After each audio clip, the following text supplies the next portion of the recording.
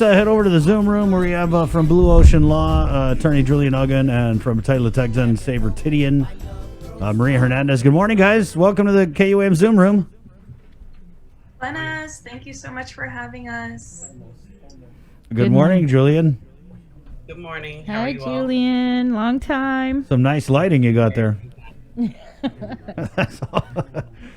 Let's just start at the beginning. So I know that Speaker Barnes had kind of been pushing with this UNPO thing, and now there was what's being called a historic filing that your firm has made. Can you just maybe, God, I don't want to say dumb it down for the unwoke, but yeah, could you, let's just start there, because I know I get how important it is and everything, but just take it to the people, Julian. Yeah, sure. So basically up until this point, the Chamorro self-determination advocacy movement has sort of confined all of its sort of advocacy and efforts to the New York offices of the United Nations. So like we're talking about the Decolonization Committee, right? And we know very well that we made precious little progress there. So we're trying to now shake it up, we're trying to change it up and do some new things. So one of them is to actually invoke all the human rights offices in Geneva. So like the UN also has a separate set of offices in Geneva that handle human rights much more directly. So we filed in one such office. So we filed our submission to the UN Special Rapporteur on the Rights of Indigenous Peoples. This is an international expert with an actual mandate to basically investigate any alleged human rights violations that indigenous peoples anywhere in the world are experiencing. And we believe that the current military buildup has human rights implications, and so we filed it and articulated sort of what Title Texan has been saying for a long time, but in even a more explicitly human rights sort of way that the whole like international community can understand. So what happens?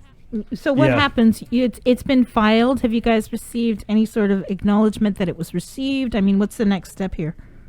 Yeah, so the next step is once, because we don't know, there's, before the UN Special Rapporteur at any given time, there's an untold amount of submissions before them because indigenous peoples around the world, right, have access to this office. So I'm sure there are multiple filings right now before him. He also just took office. He took over another special rapporteur. So we are looking roughly, hopefully we hear some sort of confirmation in the next 6 weeks or less from the special rapporteur, but also our partner in Brussels is really good at that on the back end in terms of following up. So for sure, UNPO will be following up with the status of the filing with the commissioners, with this rapporteur's office and staff. Yeah. So hopefully we will obviously report back as soon as we hear anything as well. So there could be one of many actions that they take. So there's also like a whole range of things that could happen at this point. But go ahead.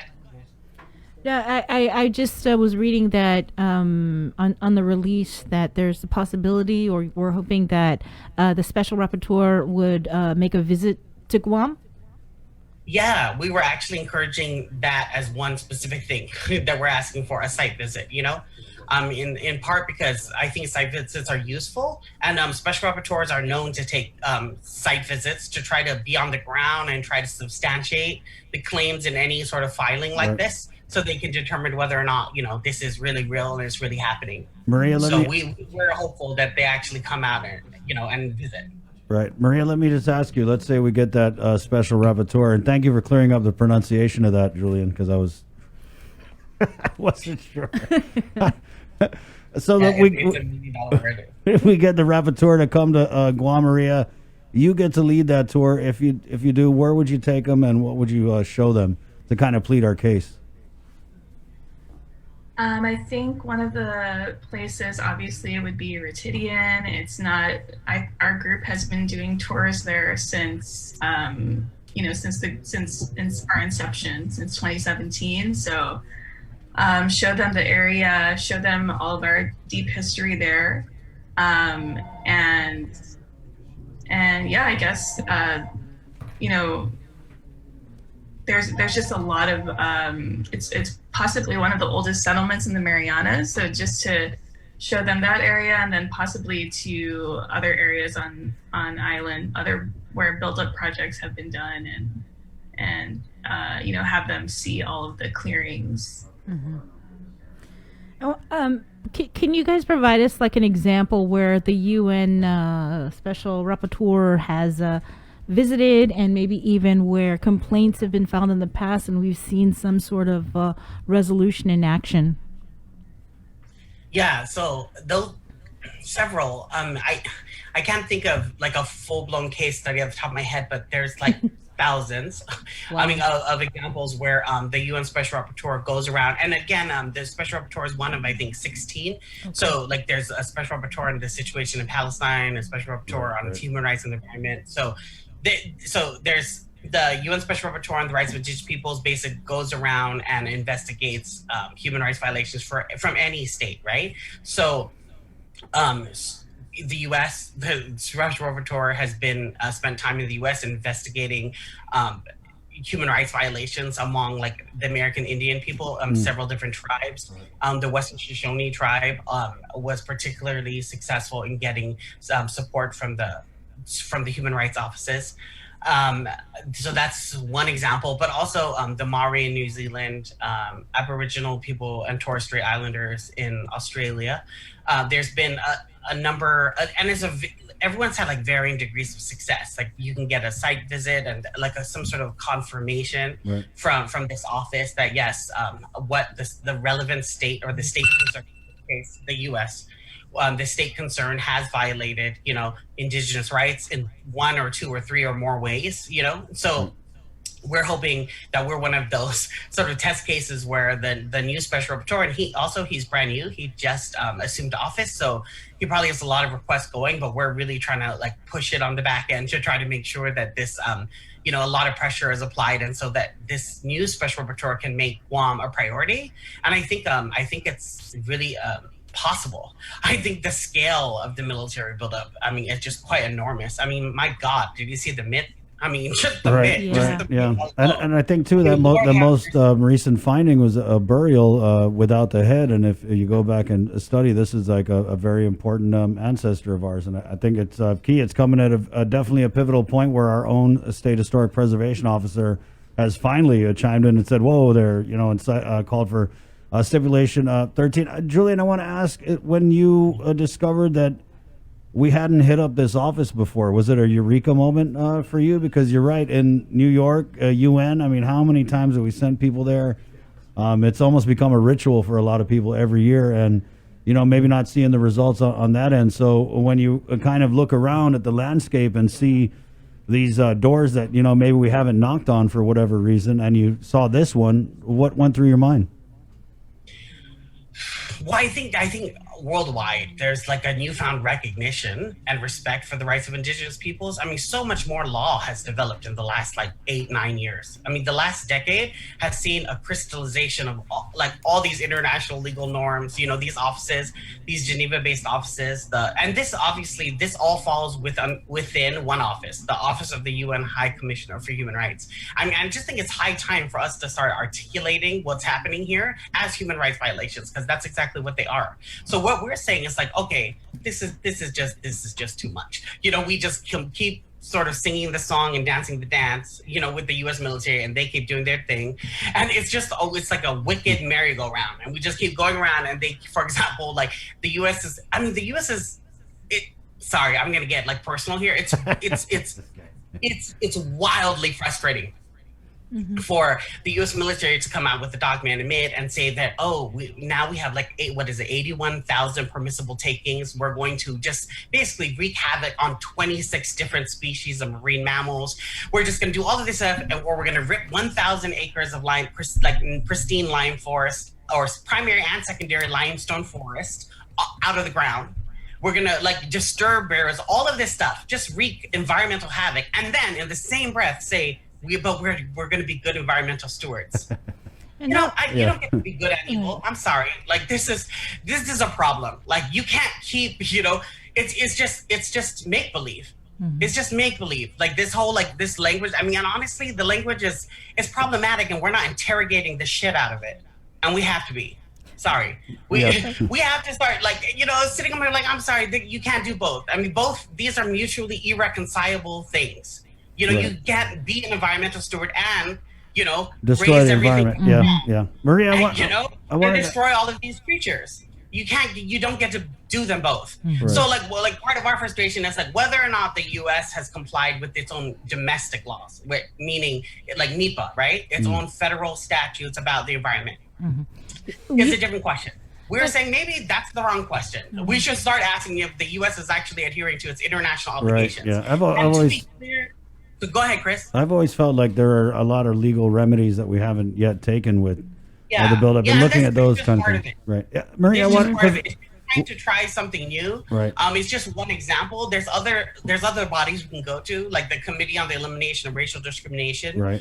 There's urgent warning and early action procedures. There's a ton of different things that different people may want to do, but Pertay Latexan had approached me and we had discussed this, because they obviously feel like they've really exhausted all of their options. We keep seeing what's happening. We keep giving comments. The U.S. military keeps sort of substantively ignoring those comments. And then the drum roll beats on, and then, more ancient burial grounds get disturbed, more limestone forest gets razed to the ground, and it just keeps happening, And so we need to, like, if nothing else, we need to generate some like international attention. Thank God, like The Guardian was able to come out with a story recently, but we just need more of that. I mean, these are like a lot of the members of Pertay Latexan, are descendants of the original landowners of that area.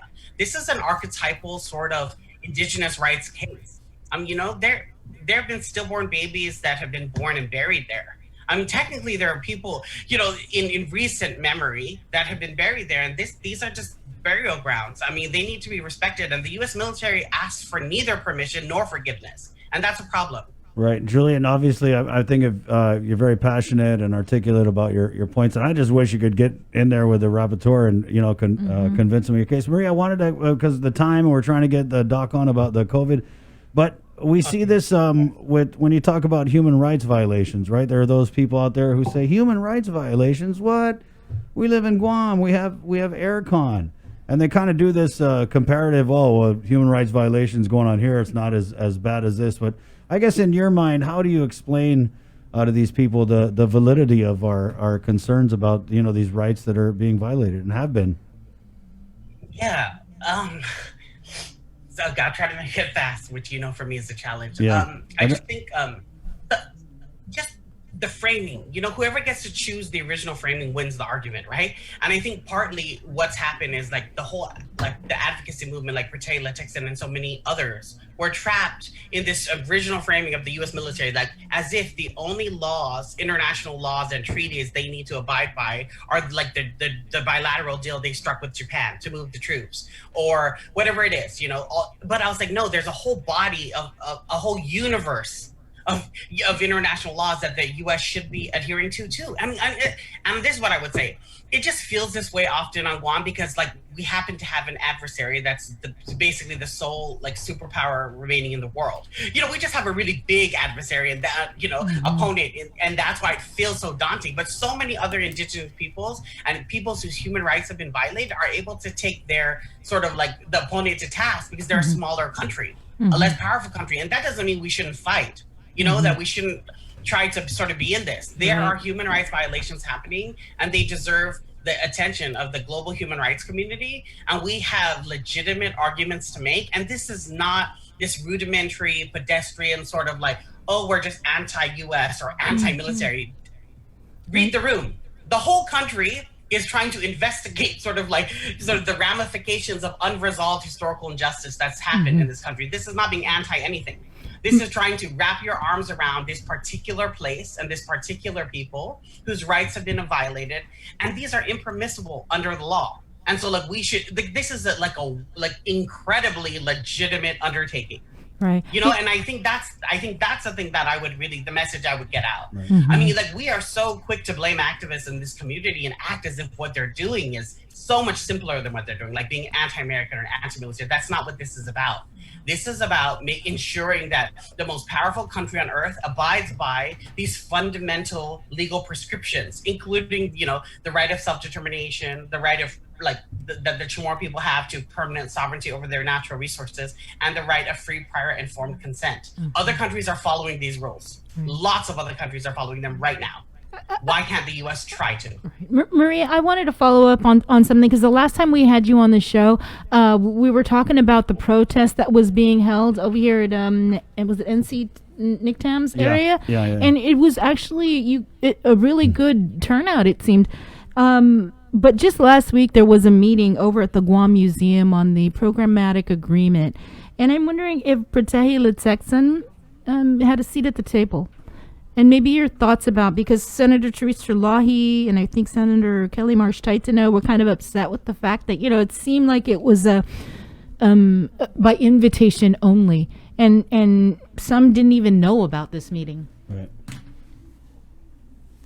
Well, I wanted to, just to add to the last question with Julian, you know, a lot of people might not be able to readily see the human rights violations because, you know, a lot of the construction, a lot of the clearing that has been happening has been behind a fence. And so it's not something that people can readily see. I mean, if you drive in northern Guam, yes, like on that side, you can see like some clearings, but we can't see Northwest Field, like really people take off to Rhoda on planes and they take photos and send them to Pratehi Litekson, and that's how, you know, we've been the only way. Progress. You know? Yeah, and I think, you know, when people turn on their faucets, they see, okay, well, the water looks okay, and it's not really apparent to them, you know, that our aquifer has been a concern since, you know, even before the time, you know, like Angel Santos has brought up our aquifer, you know, during the time of Nishon Chamorro.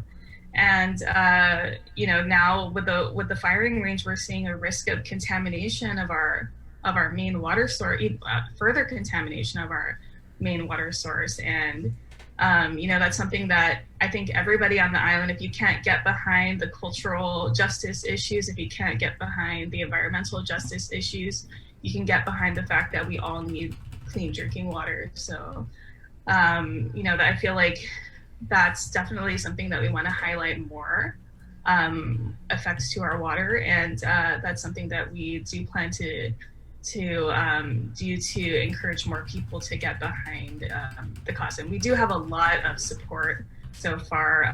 20 in I think our signature page, we have about 21,000 signatures, and you know, we have a lot of people, a lot of support behind us. So just to get even more people to understand the issues, I think it's important to highlight that clean water is a human right, and you know, we need to be able to protect that.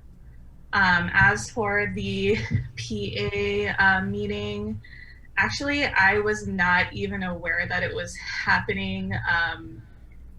We were actually holding the press conference with Julian at the same time. Yeah. So I was talking to one of a journalist who covers military buildup things, and I was just asking if they would be attending the press conference. They're like, oh, we're actually going to be going to the PA meeting. So that's how I learned about it. We don't really get emails from the DoD on that. You know, I know that's not supposed to be funny, but yeah, no, it's just really, the process is horrible. I mean, even with the PA memo process, it's just, I think the community has spoken out so much on all of the developments of the buildup, and nothing is being done. And so I think people are just kind of like, well, what's the purpose of these meetings and these PA memos and all of these different processes if we're not really seeing anything stop? I mean, we're in the middle of COVID and they're still continuing forward. And We actually wrote to the SHPO in September 2019 to ask him to invoke the stipulation that he recently invoked. And so, that could have, if it was done with maybe more urgency, I think we could have been able to possibly save the 3 sites that were cleared that were eligible for the National Register of Historic Places. I feel like we need to, there needs to be a lot more urgency on our side to be able to protect these resources that are so valuable to our people. Right, guys, we're really up against the clock here, but I just wanted to close by, finally having the SHPO on the same page. I mean, whether or not it's a year later, you guys doing what you're doing, I can see that, people are coming together. I think it's a crucial time. I just, I think we need to see more from the administration, and keep us in the loop, guys. Right. I think, and we were talking about this over the weekend, that we would like to actually hear more from you guys on a more frequent, routine, like a weekly basis, check-in, just to piss off some of our right-wing friends, like a whacktivist No, liberal I check-in wouldn't say that. type. I would just say just to spread more awareness. Yeah, I know. Yeah, let us know when you want us to go on your podcasts, and we're always up for talking about the issue and educating. Yeah, right, yeah, because we feel, that you guys are valid perspective in the community, and really would like to get you guys on a more consistent basis, because I hate hearing about this stuff 6 months after the fact, and a lot of times, that's what it is, because we don't get the info, but, we just want to get you on real time as much as we can. So, Julian, thank you. Thank you for joining us. I know you got the Zoom room thing going on all day, so appreciate your time. Maria, thank you. Bye, guys. I know you're juggling kids, so appreciate your time as well. See this, Maasi. Take care. Okay, 7:33. We'll take a short break and come back with Dr. Hoa Wen of the Physicians Advisory Group next on The Link. It is the